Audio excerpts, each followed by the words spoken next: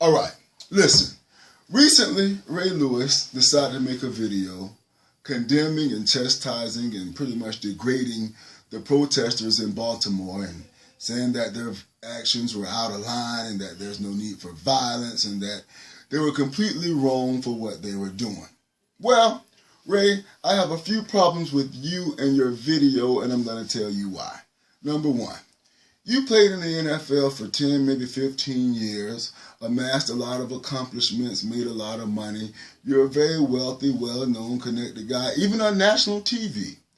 The thing is, you've never once used this grand platform to advocate at all for an end to police brutality. You've never used your platform to speak out on this issue, even once in your career, to my knowledge.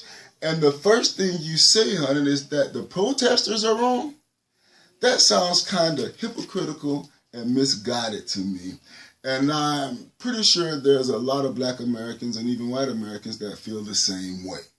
Okay? Number two, it doesn't make sense to me that you would come out and speak against these protesters and their course of action and the things that they're doing when you don't have any alternate plan. You don't put forth any real or substantial suggestions as far as what we can do as a people to end the serious problem of police brutality. You don't have any plan or course of action at all, yet you come and condemn what these people are doing. Well, at least they're doing something besides sitting in the comfort of their house making a dumbass video. Okay?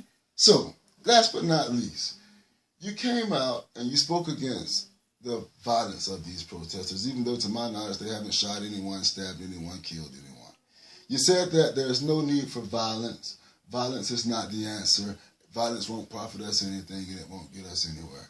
I hear you. But the violence that you ought to be concerned about is the violence of a gang of police officers that will take a young black man and beat him so badly that his spinal cord is severed and his voice box is crushed. That's the violence we need you to talk about. Or the violence that will cause a group of police to grab a black man on camera and choke him to death in front of everyone when he hasn't committed any crime and he's unarmed. How about you talk about that violence?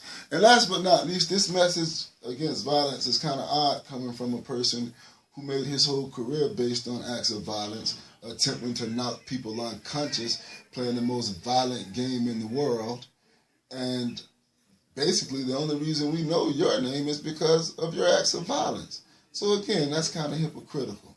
Ray, we stuck with you through your murder trial.